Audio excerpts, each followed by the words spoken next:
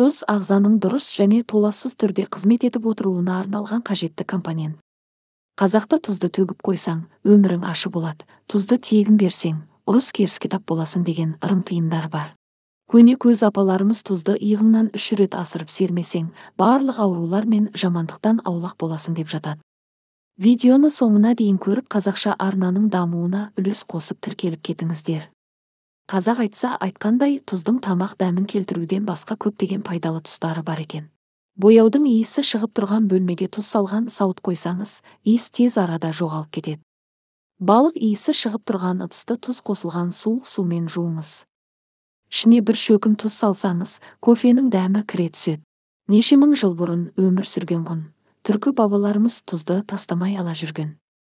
Тіптен Шыңғысханның сардарлар мен сарбаздарының қалтасында тұз жүретіні аңыз болып айтылады.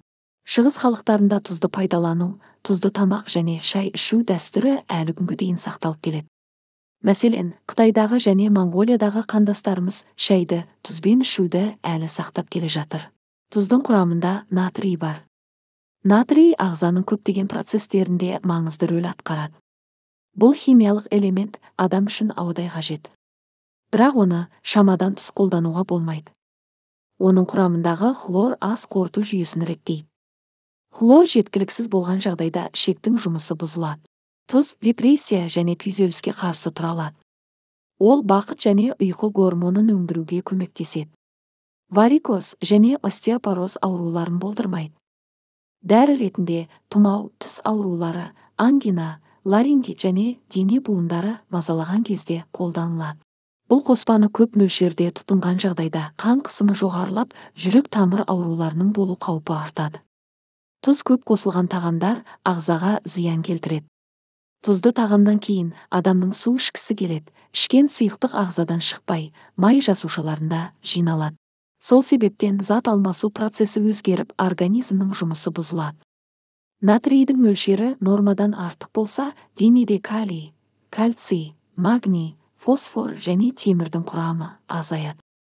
Нәтижесінде түрлі аурулар пайда болуы мүмкін. Теңіз тұзы теңіздің суын тазарту арқылы алынады. Бірақ теңіз ауыр металдармен ластанғандықтан ол тұздың құрамында да болуы мүмкін.